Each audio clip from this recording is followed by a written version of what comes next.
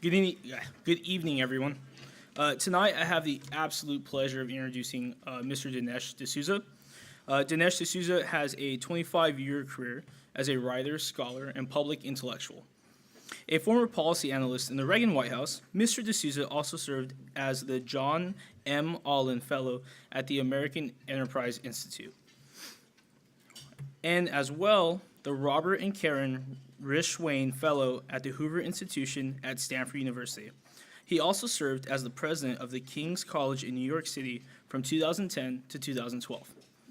Mr. D'Souza has received many titles over the years, including Top Young Public Policy Maker in the Country by Investors Business Daily, one of America's most influential conservative thinkers by the New York Times Magazine, and he was listed by the World Affairs Council as one of the top 500 leading authorities on international issues.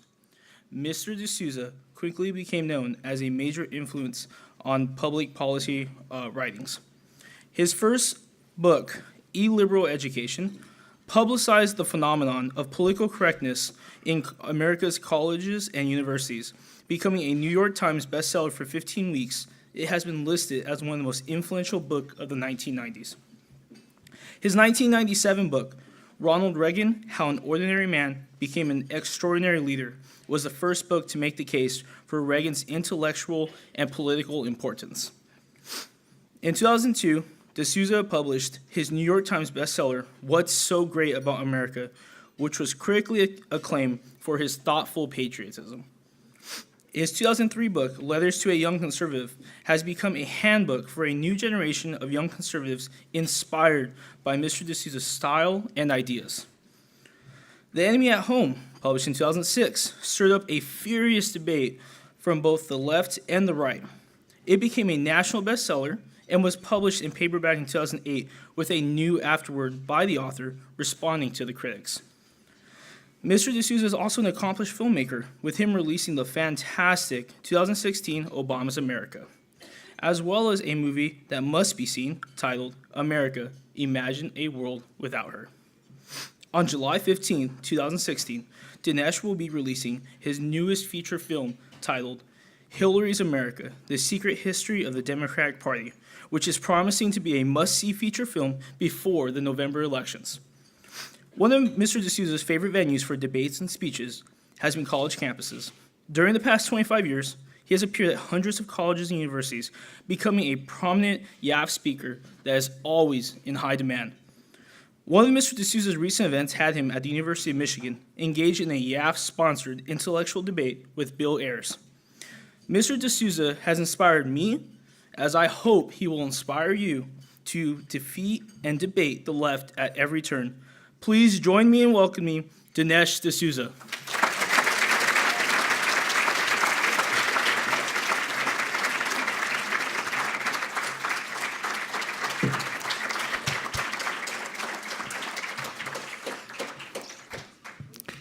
Thank you very much.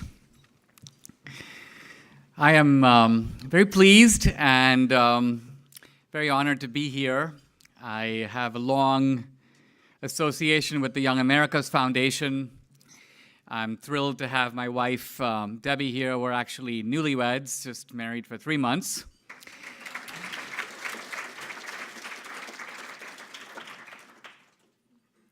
We're actually both immigrants, me from India, Debbie from Venezuela.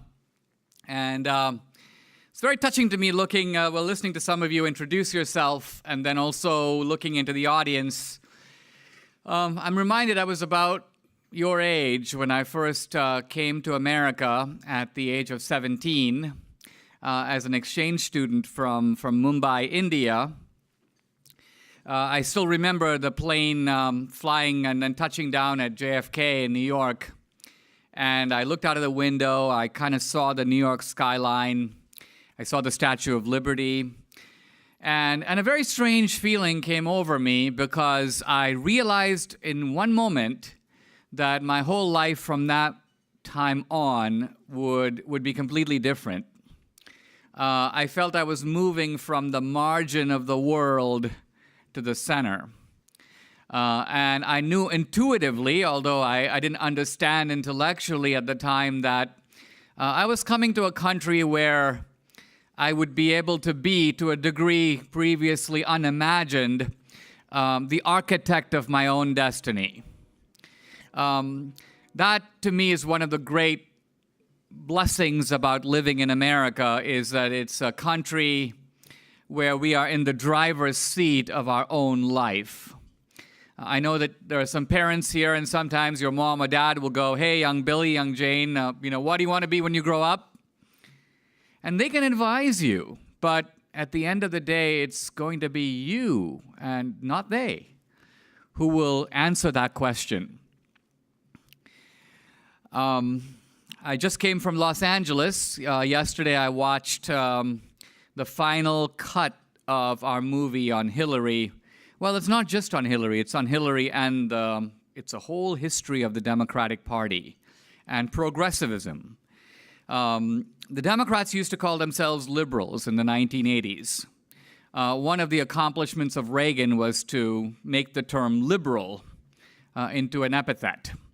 And as the term became too disgraceful for Democrats to hold, they decided they needed a new name, and they've come up with progressive, identifying themselves with progress. My last film 4 years ago, well, I had America in between, but my last film in a presidential year was 2016, Obama's America. Well, I must say that was a film that kind of upset the raging narcissist in the White House.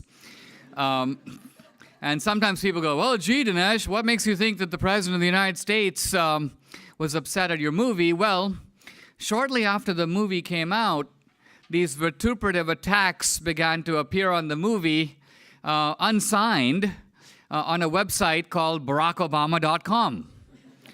And when you read these attacks, I mean, at the time I wasn't totally sure. I thought that maybe some sort of a campaign thing.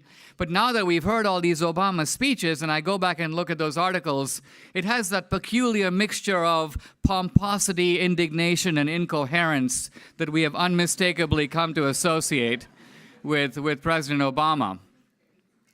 Well, all I can tell you is that if the last film upset Obama, this film is in a completely different category.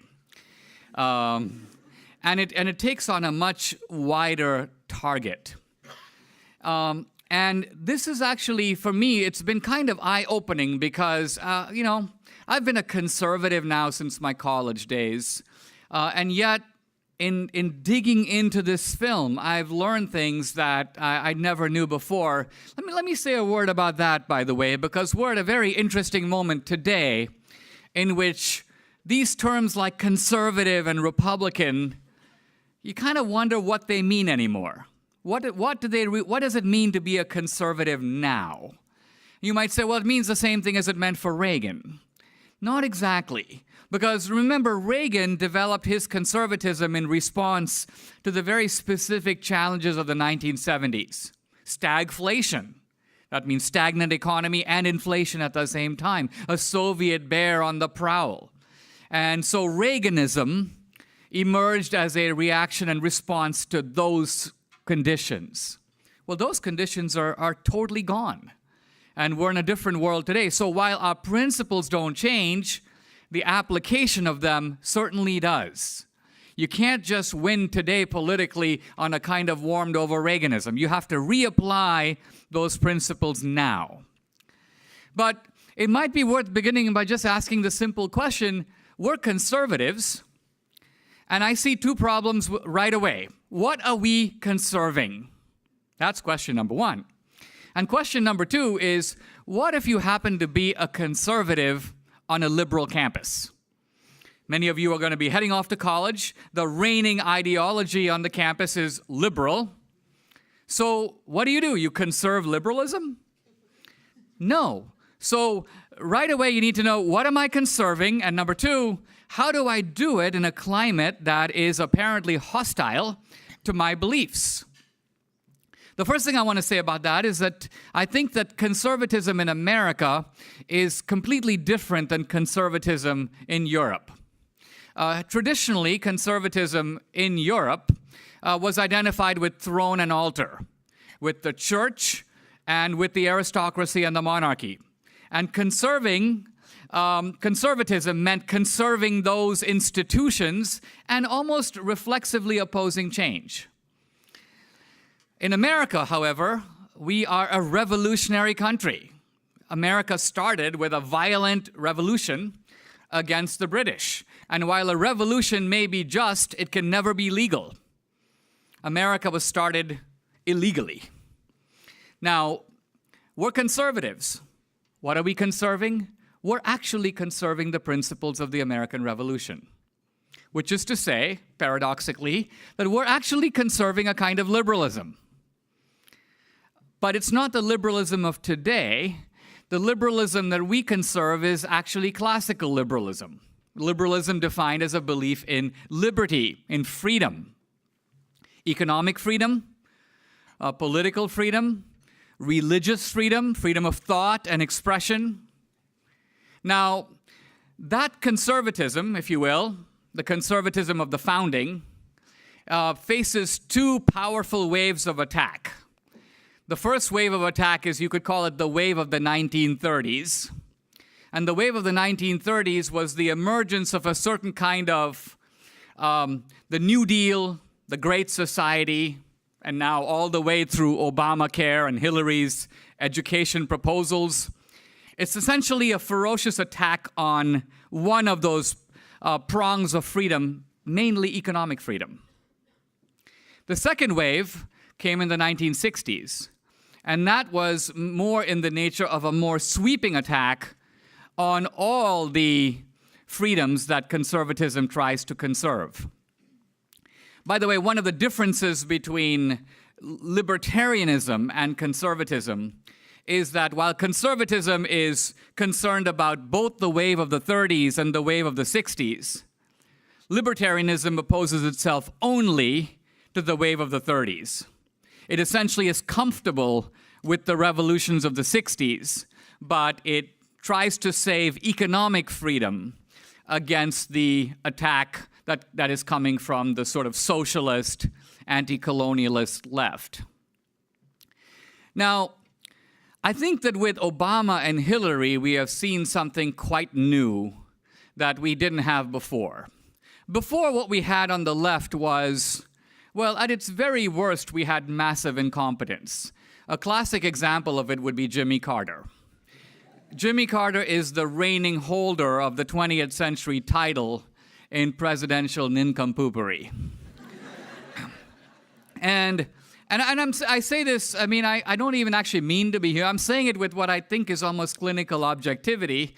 And the reason I say that is because with Carter, what he attempted was never what he got.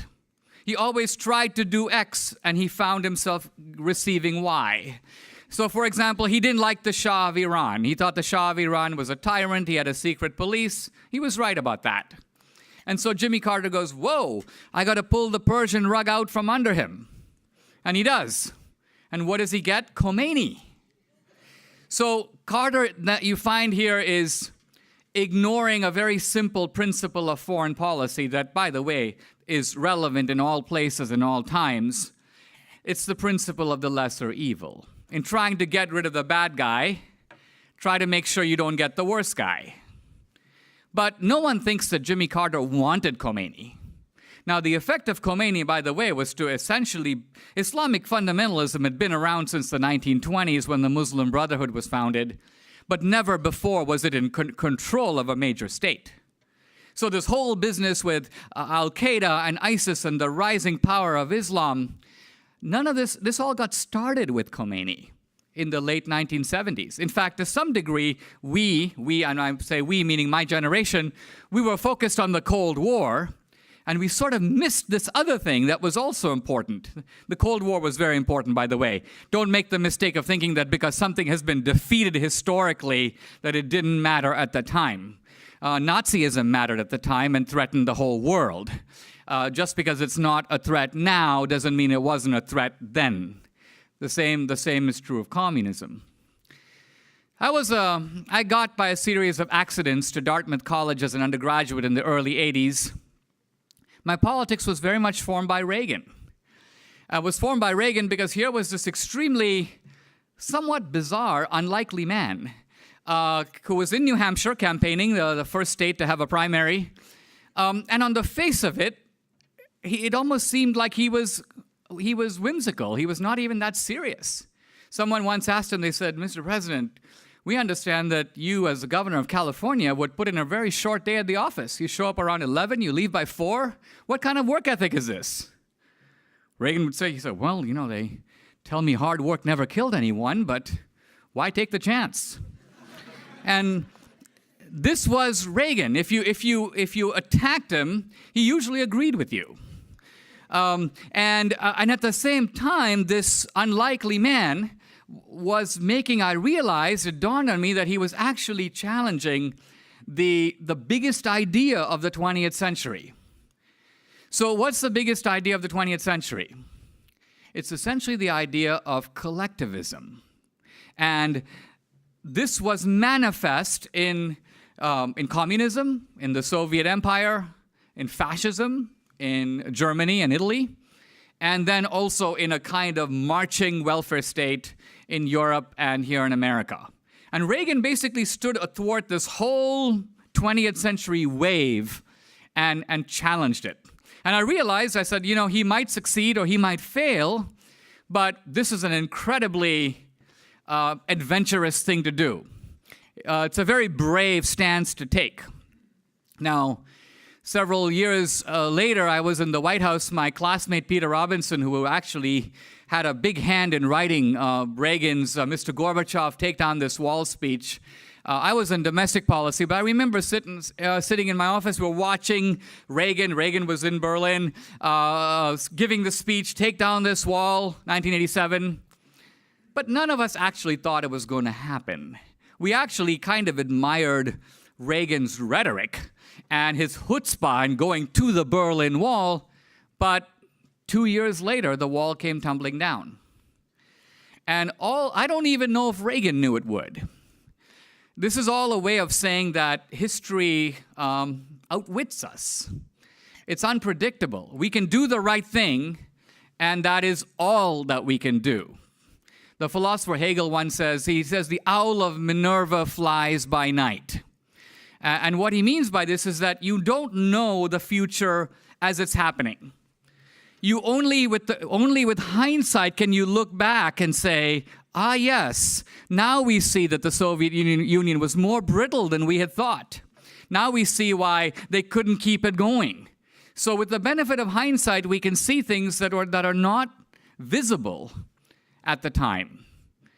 And that brings us to our own time and what we do now in politics and what is our situation now. To me, we're in a perilous situation because my politics is the politics of the American dream. No other country that I know of has a dream. But a dream is also an ideal. A dream is a standard, it's an aspiration. And for a lot of people, that American dream isn't really real. We as conservatives talk about ladders of opportunity, but if people don't see, if you graduate from college and you're looking for a job and you don't see an actual ladder, you're going to say, well, all the Republican Party has to offer me is rhetoric. But here's the Democratic Party and they're offering me a whole bunch of free stuff. Rhetoric, free stuff. I think I'll go with the free stuff. You'd rather have the ladder of opportunity if you can see a ladder.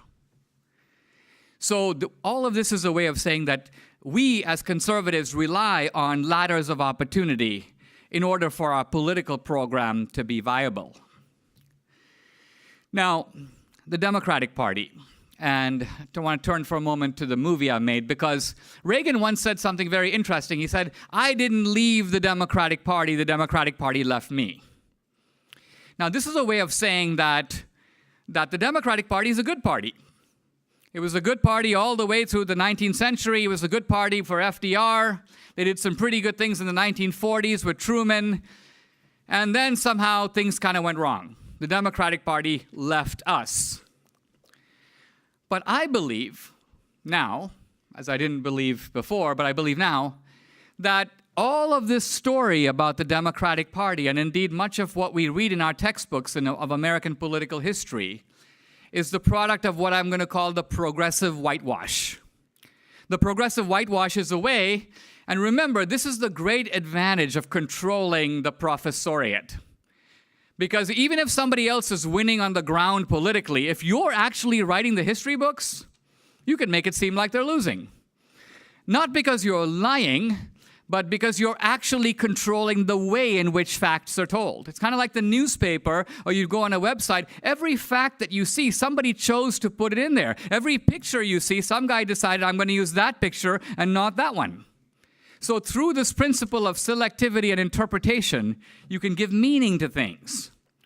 In my last film, America, I defended America against a lot of charges. Right? America committed genocide against the Indians.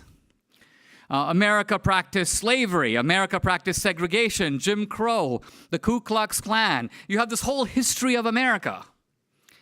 And somewhat naively, I was like, no, we got to remember this, we got to remember that. Now, this is not something that you want to do in politics. You don't want to be on the defensive with the other guy at your throat. In politics, you want to be at his throat.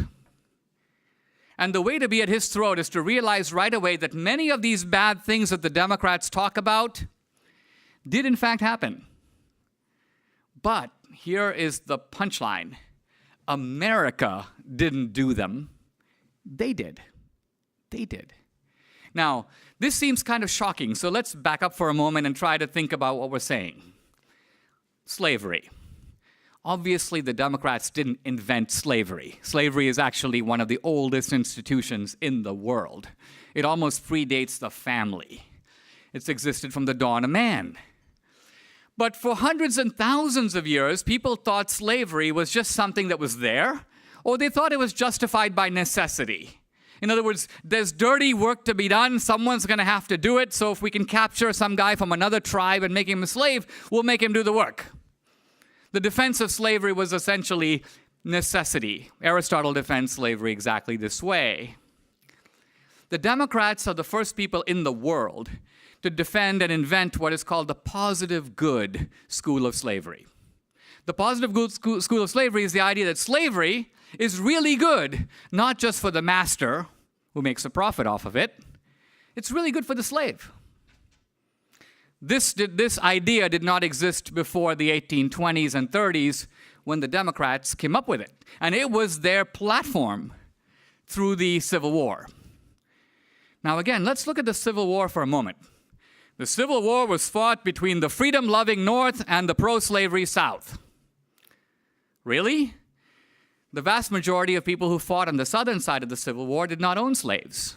The vast majority of people in the South didn't own slaves. Now, while it was John C. Calhoun, the southern senator from South Carolina, who invented the positive good school of slavery, the northern Democrats protected slavery. Their leader was Stephen Douglas, who did the famous Lincoln-Douglas debates. So the point I'm trying to make is, again, when you look at the Civil War, this whole idea, it was the North versus the South, that's a trick. Yes, there was a North-South dimension to it, but the real slavery battle was between the anti-slavery Republican Party and the pro-slavery Democratic Party. That's what the fight was about. Now, once the Democrats lost it, they reconstructed the argument to take themselves out of it. I want to fast forward. By the way, what I'm saying is true in droves about segregation, about lynching, about the Ku Klux Klan. Not only was it a Democrat who started the Ku Klux Klan, he was a Confederate general who was a delegate to the DNC convention, but the Ku Klux Klan was the domestic terrorist arm of the Democratic Party for 30 years. It's not in your textbooks, but it is a fact. And all the grand dragons of the Ku Klux Klan through the decades were members of the Democratic Party. When Robert Byrd, who died in 2010, was eulogized by Bill Clinton, Bill Clinton had to confront the fact that this guy was was the leader of his local chapter of the Klan. And Clinton says something very interesting. He goes, he had to be in the Klan. That was the only way to get ahead in West Virginia. Which is true. to get ahead in West Virginia in the Democratic Party, you had to be a member of the Ku Klux Klan. And all of this, like I say, is not ancient history. It bumps right up against the present. In the 1930s, young John F. Kennedy went to Germany to sort of check things out for himself, and he came back to announce that Adolf Hitler was actually a great guy. JFK said that people had misunderstood Hitler and that the people who were criticizing him were jealous of him. And if this seems like an isolated example, right about the same time FDR, another saint of the progressives, was sending members of his brain trust to Italy to study Italian fascism. Why? He thought Italian fascism was ahead of the welfare state. He wanted to bring it here. And this wasn't just a one-way admiration for Mussolini on the part of FDR. Mussolini reviewed FDR's book in an Italian magazine. He goes, "It's fantastic." He goes, "This guy's one of us. He's a fascist." Now, you may say, wow, don't really hear this kind of stuff anymore. Interestingly, we don't hear it on our own side. Why not? Because after World War II, fascism came into complete disrepute.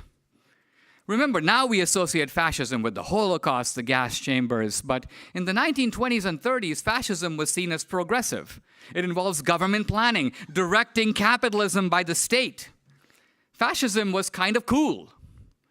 But the Democrats realized after World War II, can't have any of that around anymore. And so they began to basically retell the story. Fascism suddenly became a right-wing phenomenon. Trump is a fascist.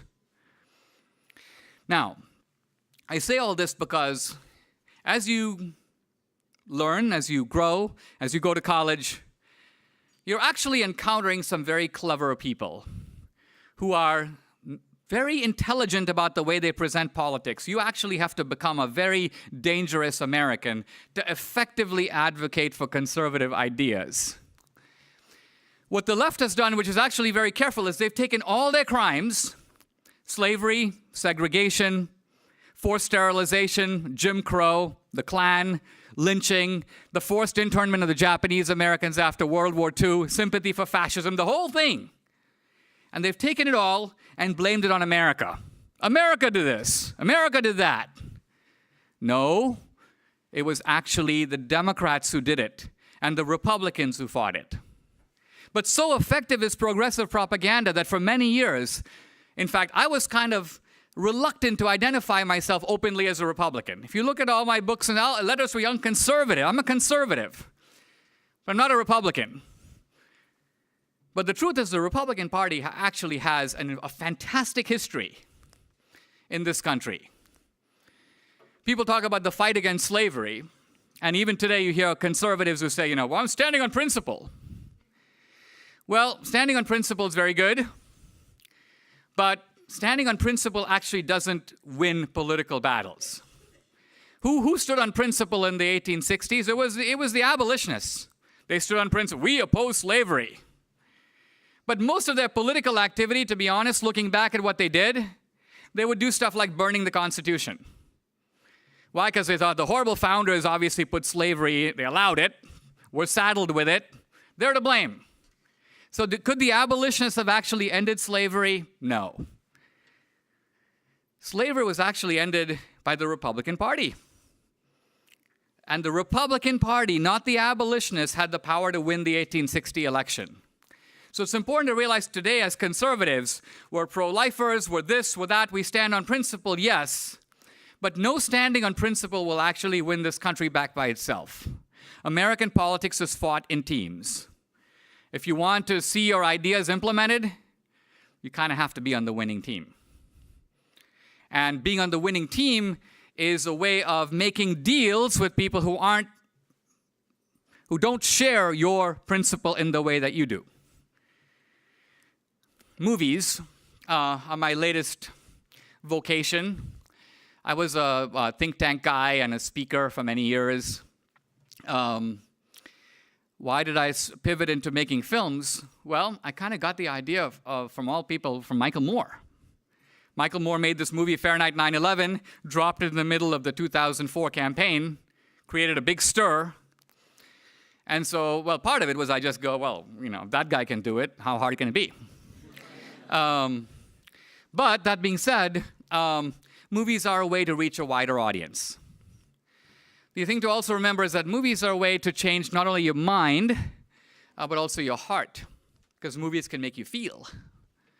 When you read a book, you're thinking with your mind. When you see a play, you're essentially working with your ear, because the stage is limited. Mainly it's dialogue. When you see a movie, it's with your eyes and your ears and your mind and your heart. By the way, it is a little-known secret of movies that the fate of a movie is decisively dependent on how it does in the opening weekend. If a movie does well in the opening weekend, our movie is going to open on July 22nd nationwide. We're opening in 3 cities a week earlier, but we're opening nationwide in about 1,600 theaters, July 22nd. It's that weekend between the 2 conventions. If we do well that weekend, we'll be in 2,000 theaters the next week. We do poorly, we'll be in 1,100 theaters. So you're going to grow or you're going to shrink. And it's funny because what this is a way of saying is that if you want to see this film, don't wait for it to come in DVD or go later. Go opening weekend. And tell your friends to go opening weekend. Why? Because that's the way to put fuel into the conservative rocket. People say, I'd like this film to be seen by independent voters who will decide the election. Well, you can help us to do that going opening weekend. And again, you're a student, so we're not asking you to give $1,000 or give $500. No, it's $10 to buy a ticket. But by targeting that time to go, you're sort of using your influence effectively as best you can. Now, here we are in a kind of a pivotal moment, I think, of American history. We've got Trump, admittedly to me, a wild card. A little bit of a wild man. That is both his strength, by the way, and his weakness. I mean, it is a strength, because if I look back, Romney, Bob Dole, a whole series of candidates, George Bush the father, H.W., their great weakness, they were all decent guys. They were also heroic in a way, but this heroism was weirdly invisible. I'll give you an example of what I mean. I noticed this with Dole, with H.W. Bush. Now, those guys were military heroes. Contrast them with Reagan for a moment. Reagan was actually not a military hero. Reagan made war movies in World War II. And yet, if Reagan walked out and the Marines were lined up, they were much more excited about Reagan than they were about other guys who genuinely flew bombers in World War II and were distinguished for heroism and bravery. So what this tells you in politics is that people go, I'm looking for character.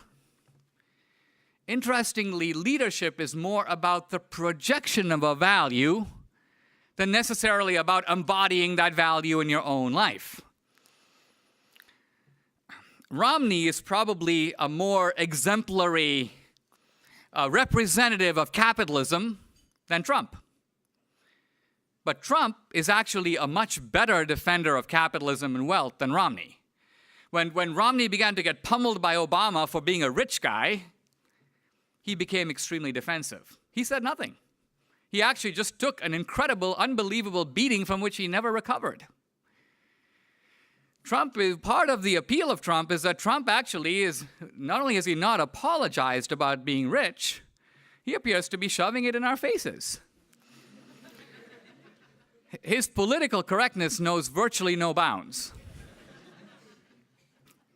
So this is our choice. But again, with the Democrats, we're dealing with a gang. Now, in politics, we're tempted to think that this whole thing is a debate. We stand for this, they stand for that. We believe in liberty, they believe in equality. We want equality of rights, they want equality of outcomes. Don't forget that human nature isn't fundamentally motivated by debate. The reason that you do what you do, the reason that you go get a job, the reason that you live the way you do, you're driven by primal ambitions and impulses. Acquisitiveness, greed, hatred, envy, revenge. These motives of human life are not absent or exempt from politics. They are, in fact, the main motors of politics. And so when you try to understand other people, you don't just look at their ideas. You need to look at their ideas, and you need to confront their ideas. What's the big idea that the other side is putting forward in this campaign? Justice, social justice, economic justice. Now, when they put justice forward, we are tempted to play a completely different card. Freedom, liberty. But let's remember, and if you go back and read Aristotle's Politics or even his Ethics, you realize that freedom doesn't trump justice. Actually, justice is a higher principle than freedom. How do we know this? We know this because there is no such thing as good injustice. Injustice is always bad. Freedom, you can take it away if your reason for taking it away is reasonable. Not only young people and children, but adults are deprived of freedom all the time. So freedom doesn't by itself defeat justice. It's a very important principle. Part of what I'm trying to say is we have to contest the monopoly that the left claims and in fact enjoys on the issue of justice. We can't give it to them. We have to fight it. But that being said, one of the ways you fight it is you recognize that their whole claim to justice is kind of a fraud. I'll give you just one example, and then I want to turn to questions. So Hillary Clinton is offering you, in one way or another, Bernie is too, a free education. A free education. It's actually pretty tempting. I didn't have money to go to college at the age of 17. I think I would have responded to free education. Now, how is it free? Education isn't actually free, any more than the Young America's Foundation can run this facility for free. Education takes rooms and technology and teachers, so it's not free. Someone has to pay. Well, who's paying? Well, the government will pay. Well, but the government is $19 trillion in debt. How do you pay? You borrow. Who do you borrow from? And this is the key point, that the debt is a baton that this generation is going to hand over to, well, in case you hadn't figured it out, your generation. You get it. Here's the baton. This money, unpaid, is now owed by you. So anybody who's offering you anything for free and is actually borrowing to get it is actually doing the following thing.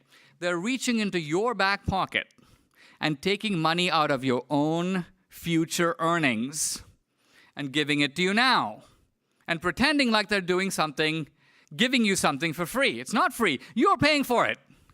So it's not the traditional liberal, I'm robbing Peter to pay Paul. They're robbing Paul to pay Paul. And they're counting on Paul to be such a sucker that he doesn't actually figure that out. And the credit goes to the person who does the thievery. Well, Hillary gave me a free college education. Did she play out of the Clinton Foundation? No. So this is all a kind of scam. The claim to justice evaporates once you begin to look at what's actually going on. I want to give you a word of advice for the future. As you go to college, as you graduate from college, you're tempted to think, I want to do something for conservatism. I want to make a difference. And one of the ways to think about this is not so much to think about who is it that I want to work for, but rather think about what is it that needs to get done, which is kind of a different question. Let me say what I mean by that. So we know that the left dominates the campus, but it's also true that the left dominates another big megaphone of our culture, which is the whole sphere of Hollywood and Broadway and the media and comedy. Think about Bill Maher, Jon Stewart, Colbert. Who do we have to go up against those guys? Well, we kind of have, nobody, and nobody. So what needs to happen? Where's our Jon Stewart? Where's our Colbert? So you think not so much in terms of where do I want to go, but what needs to be created to contest the monopoly that the left has in these powerful institutions of culture. We're just talking at dinner tonight. Someone goes, Hillary is like immune. She's Teflon. We can't get her. Now, part of that, I have to say, and we have to admire this, is the unbelievable tenacity of the Clintons. Their whole idea is no matter what comes out, we put our head down, indictment be damned, and we keep going. You have to basically knock us down and sit on us and bludgeon us while you're doing it for us to stay still. Otherwise, we're going to be moving. But the other thing is that Hillary has a secret weapon, not so secret. She has the media. The book Clinton Cash, all these exposés about Hillary. Well, it was a big story. New York Times, Washington Post, CBS News for one day. And then it all went away. Why? We can't complain about it. It's their megaphone. They're going to use it to promote their cause. You want to promote our cause? Where's our megaphone? We need to build some. We need to build some megaphones in education, in media. And the beauty of it today is you can do it with technology. 30 years ago, if you want to contest the monopoly of the campus, we'd have to start 300 campuses. If you want to fight 1-to-1. Not just fight by sending Dinesh as a speaker to campus, that's good, but I come on Wednesday, I leave on Thursday. The professors, many of these campuses, the professors are sort of like sheep that graze unmolested. And by the way, that's your mission when you go to college. Molest the sheep. You gotta... And by that I mean, I get this idea actually from William F. Buckley, where Buckley said, if you're a conservative on the liberal campus, you cannot mindlessly conserve. You actually have to figure out ways to undermine the reigning assumptions of liberal orthodoxy. It's not an easy task because you're a student. You're kind of at the mercy of the establishment, the professors, the administrators. This is where Young America's Foundation comes in. They can help you to conceive of diabolical schemes to sort of undermine what is otherwise a quite fragile political correctness that these colleges try to enforce. By the way, never get the idea that political correctness is to prevent you from saying offensive words. Nobody wants to say offensive words. Political correctness is there to prevent you from thinking ideas that fall outside the parameters of liberal orthodoxy. That's what it's there for. And that's why it needs to be uncorked and challenged. Let me end on this note. It's in American history, there have only been a few times when the future of the country really hung in the balance. Everyone says that, but it's only very rarely true. And in fact, it's only very rarely true that you even need to have this deep understanding of what America and the American founding principles are even about. It's kind of like when you live in a house. Do you need to know the blueprints of your house? No, you just lie on the couch, walk in the hallways. But it's only when your house begins to shake, then you say, oh, I better go in the attic. I better get those blueprints. I better figure out how this thing was put together in the first place. So we are at one of those moments. The Revolutionary War was one of them. The Civil War was another, World War II. And today I believe that by a different set of circumstances, by tragic necessity, the fate of America hangs in the balance, and it is going to be us, the custodians, if you will, of the American Revolution. It's up to us to think this through, not just in one election, by the way. People say, Hillary wins, America's gone. Hillary wins, America's not gone. But if Hillary wins, America is set back. And a juggernaut that began with Obama over 8 years. The Reagan Revolution lasted from 1980 to 2008. It was a great transformation. Even Clinton was carried by the Reagan tide. But now we are not living in the Reagan tide. We are living in their tide, which we are trying to stop. Now, in trying to stop a tide, you have to go with the weapons at hand. So after World War II, the Republican Party was in a mess.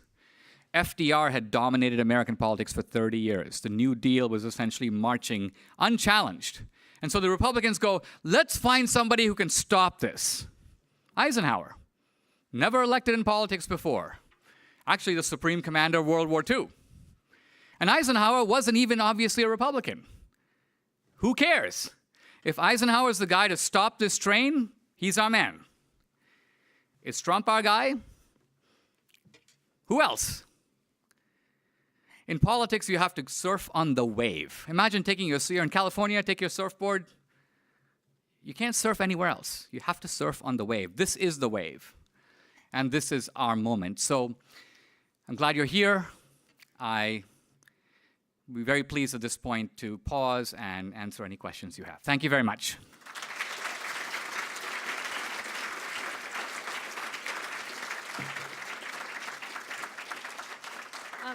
Please say your name and school and stand up before you ask your question. Mr. D'Souza, as you were talking about some of the lies that, Rylan Hunstead, Faith Christian in Denver, Colorado.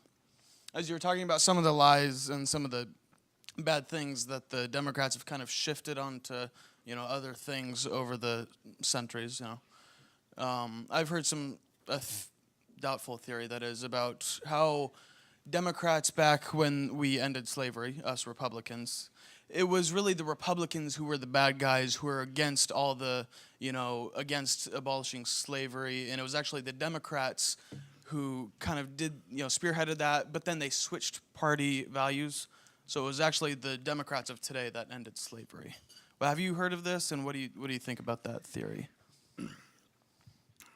I think what you're getting at is an argument that is that can be given a label. It's called the argument of the big switch.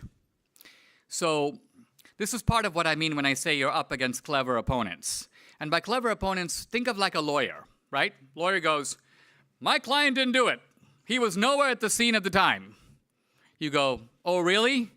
Well, here's his bloody knife, and we found it at the scene, and his fingerprints are on it, and his fingerprints are all over the victim. And then the lawyer goes, shoot. So then the lawyer goes, he actually was at the scene at the time, but he was forced to do it. He did it in self-defense. So what I'm getting at is this. The Democrats, you say, you were the defenders of slavery. And usually what they do is they say, well, yeah, but that ended in 1865. That was really a long time ago, Dinesh. Why are we bringing that stuff up now? By the way, the Democrats are the ones who always bring this stuff up. This is their thing, right? History for profit. This is what they do. So suddenly when we bring it up, can't bring it up. It's really old. Then they go, why are we talking about these antebellum things before the war? And we say, well, we're not really just talking about the antebellum crimes of the Democrats. We're talking about segregation, Jim Crow, the Klan, lynching, forced sterilization, blah, blah, blah, blah, going all the way to the 1960s. Then they go, oh, yeah, well, we did the civil rights movement. And then you go, no, you didn't. There was a Civil Rights Act of 1964, a Voting Rights Act of 1965, a Fair Housing Bill of 1968. More Republicans voted for all three of those things than Democrats. If the Democrats were the only party in both houses of Congress, none of those things would have passed. All the opposition to those things came from the Democratic Party. True or false? They go, true. This is all important stuff because they have totally claimed the mantle of the civil rights movement, right? And the other thing was, the racist Dixiecrats in the South all became Republicans. And so we Democrats, we may have done all this bad stuff all the way to the 60s, but then we became racially enlightened, and all the racists joined your team. So this is the argument of the big switch. I'm not going to discuss it in detail here. I will just say that this argument is, I have a book, Hillary's America, that goes with the movie. Both in the film and in the book, we take on this idea of the big switch, totally decimated. The truth of it is, there was basically one guy, Strom Thurmond, who was a racist Dixiecrat who became a Republican. By the way, when he became a Republican, he didn't defend those Dixiecrat policies. One guy. The whole Democratic argument hangs on one guy. But there were literally thousands of racist Democrats, and all of them died Democrats. So Bull Connor, the Southern sheriff who put hoses on the civil rights protest, Democrat. Orville Faubus, the governor who blocked the doors of the school and wouldn't let, I forget the name of the student, black student, get into the school, Democrat. Eisenhower was the guy who sent federal troops. So this whole history is all there. But we don't know it that well. And that's why we allow the other side and the professors to spin it their way. Nixon had a Southern strategy. Oh, really? Well, how come he didn't win the Deep South? The Deep South was won by Wallace. Wallace was running as a Democrat. So this is a history that my point is, these days, to be an effective conservative, particularly in a college environment, you need to be equipped. You need to have these arguments razor sharp, and you need to read and learn, and then you need to articulate. If you do those things, you will become a political Dennis the Menace on the campus. And you'll be actually feared because their job has been to cover it up, and your job is simply to show things into the disinfected light of truth, which is a very joyous thing indeed to do. Okay, other questions? Hi, Eric Schneider, Parkhurst Academy. And given the recent tragedy in Orlando and the fact that for like a week now, the Congress has been trying bills on both sides of the ideological spectrum, which have both failed quite miserably. Do you think that there is a balance for gun control, at least, to strike somewhere in between trying to minimize mass killings and just murders in general, while also preserving freedoms?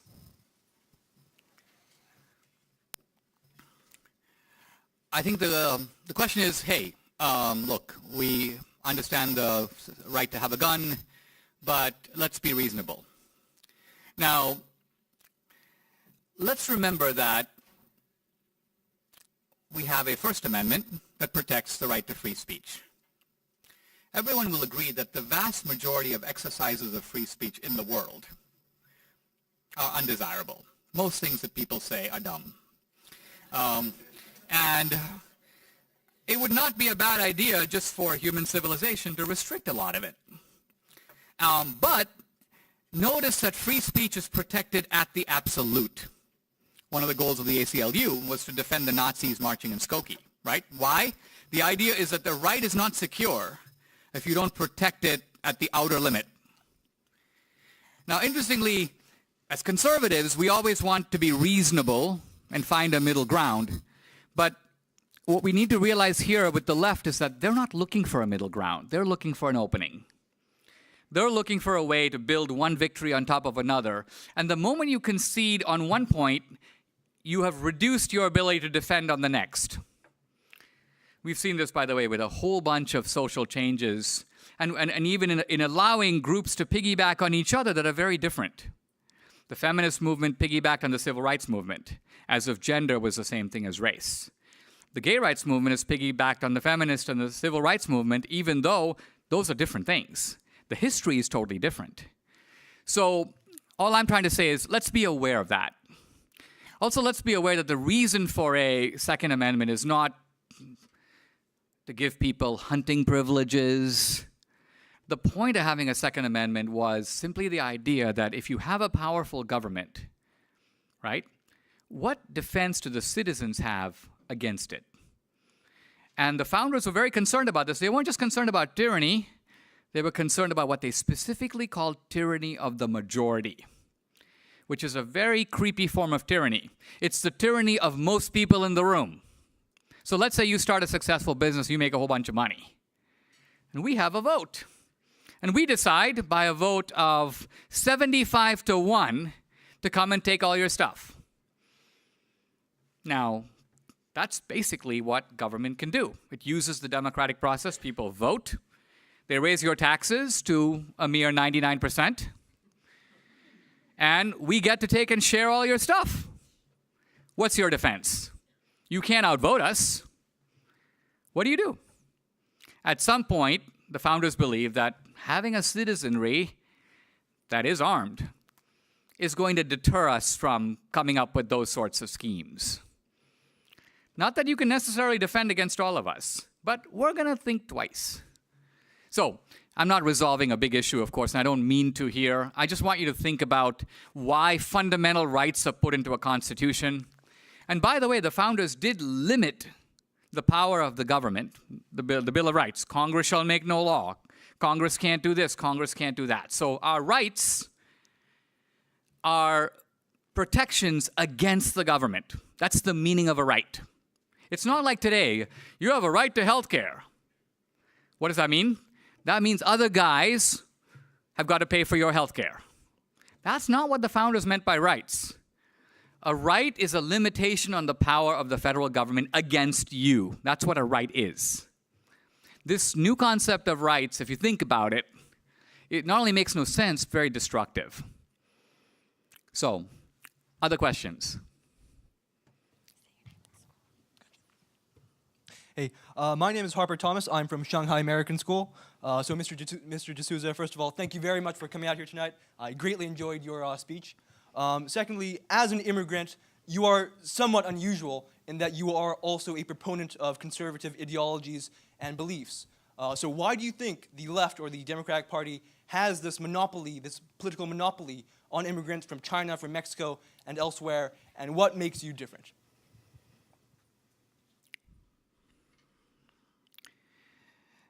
I think that when we look at American history, my aspirations are almost identical with the hundreds of millions of immigrants over the centuries who have come to America. The goal has been to come to a society that is an open territory which offers nothing more than a chance to build a life. Opportunity, you might say. I call it the politics of the ladder. America is a ladder of opportunity. Yes, the government has a role. It's essentially to hold the ladder.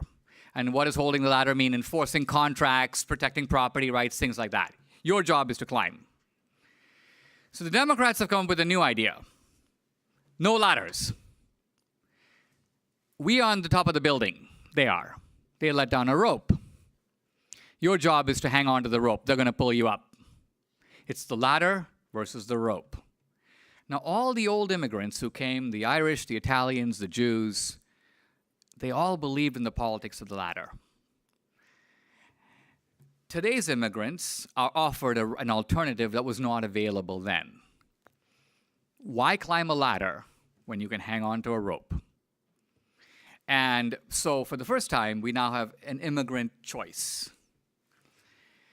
Now, when I first came to America, I was tempted by the Democrats because they are more hospitable outwardly to immigrants.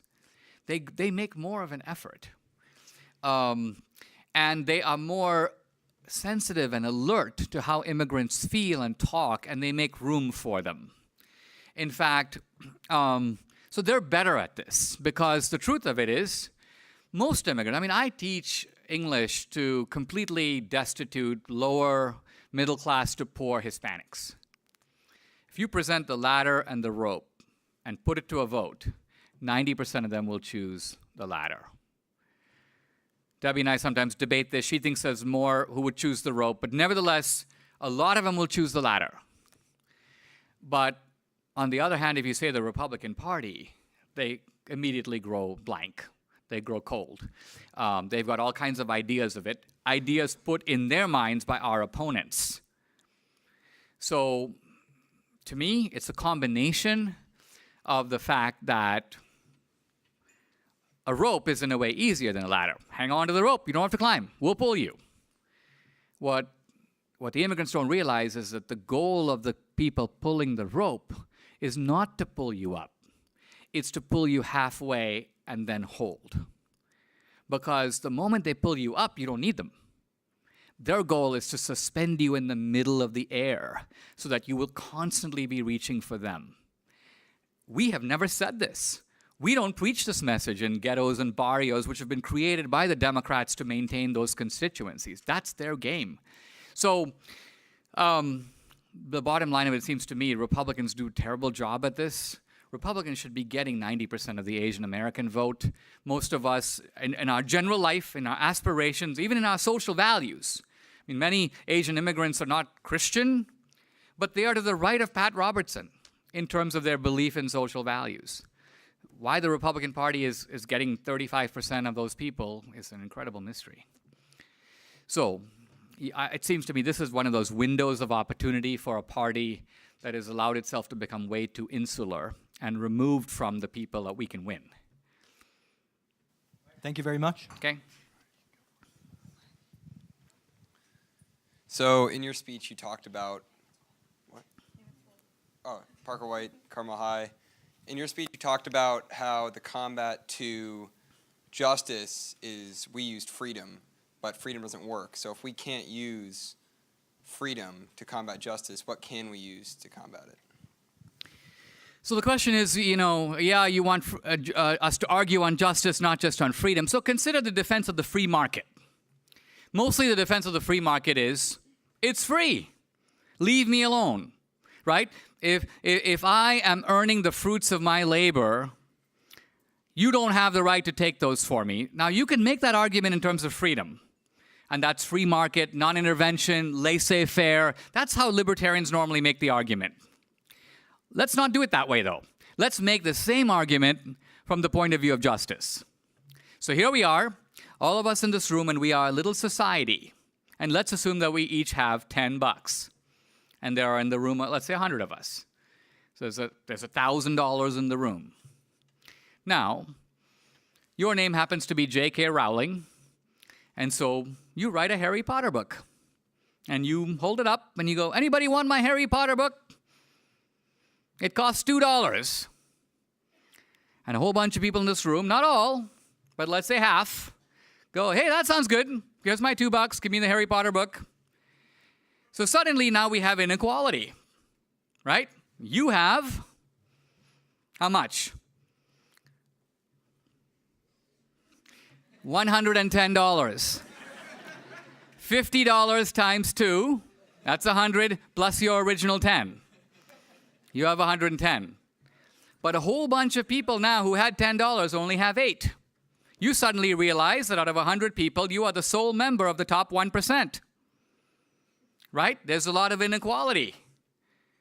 But here's the key question. Who has been wronged in terms of justice? Who has been robbed? Who has been cheated? Who has been shafted? Where's the injustice in a transaction that has produced inequality, and in fact, gaping inequality, and yet on the face of it would seem to be completely fair? Nobody was forced to give you the $2. They chose to. They would never have done it if they didn't think your book was worth more than $2. And so you have an outcome that is unequal, but not unjust. Right? So what I'm talking about is, this is like economics 101, but argued not from the point of view of freedom, but from the point of view of justice.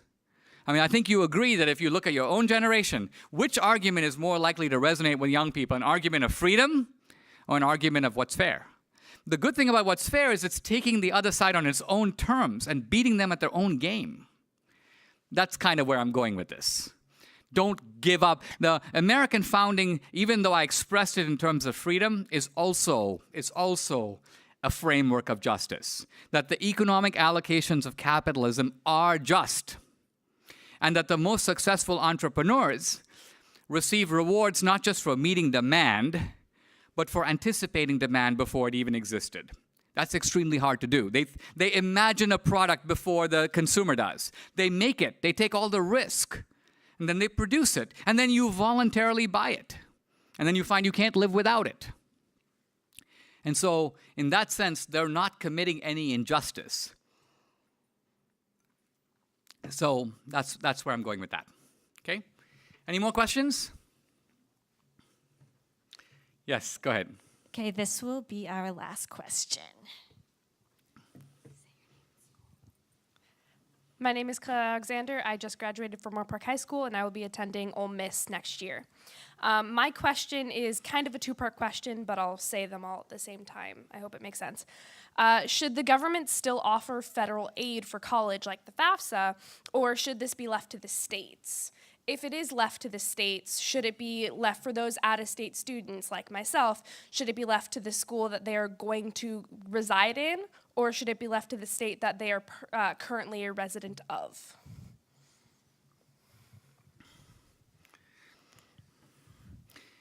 Your question in its complexity and specificity kind of inspires me the thought that I should have cut off the questions before you got started. Look, in thinking about these things, there is, I would call it, a utopian way to think about it, which is to say, if I were designing a society a la John Locke, how would I frame it from the beginning? That's one question. And that is a good way to think. It's very important to think in utopian terms because that's the standard we measure against, right?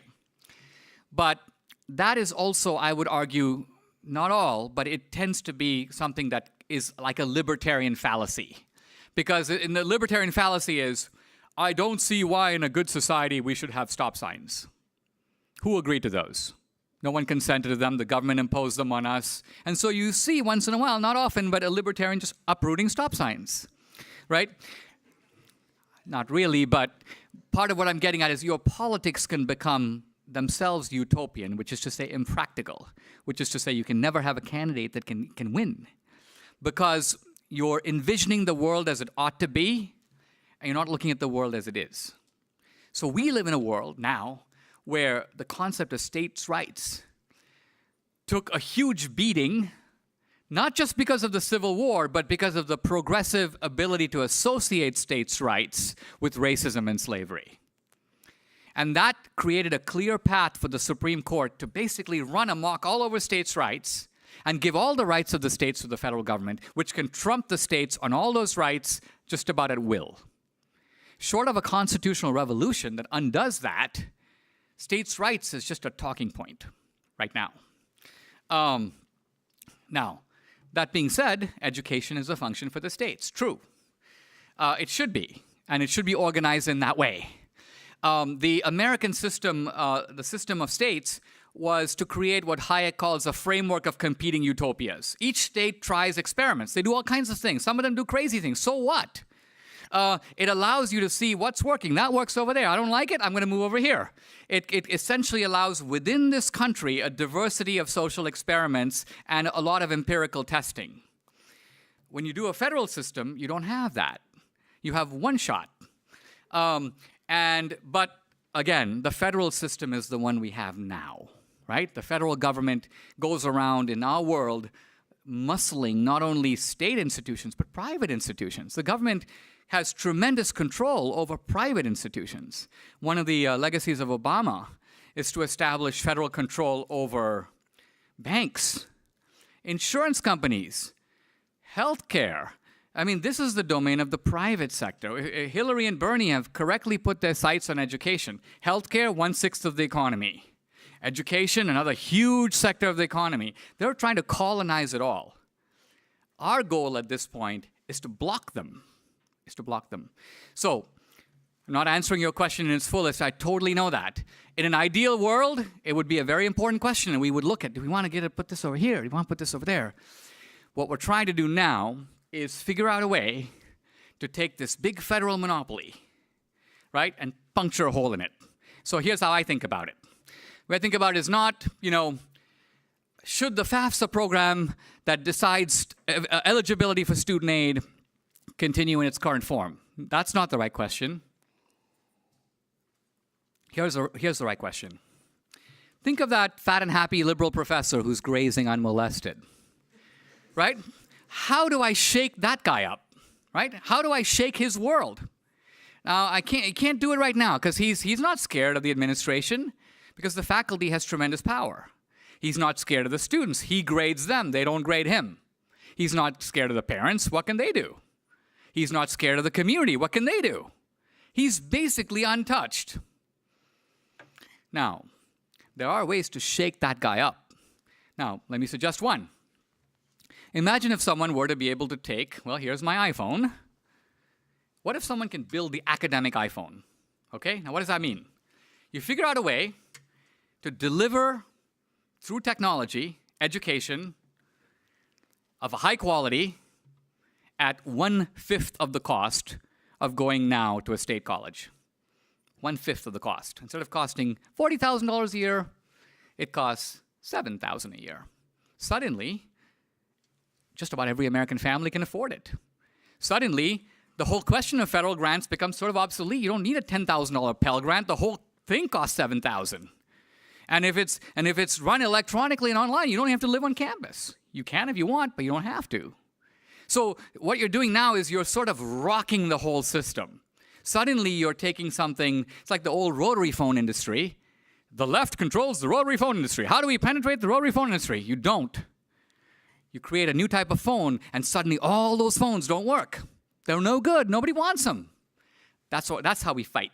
You actually come up, you beat them not by playing their game. You change the game completely. So you're thinking in the right way. You're thinking conceptually. You're thinking about where the federal government, the states, and that's all right, the right way to think.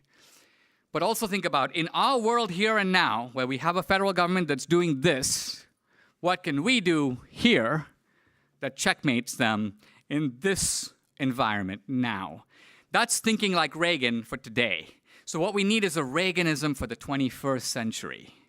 And the Young America's Foundation is like a midwife. I mean, it's important to study history.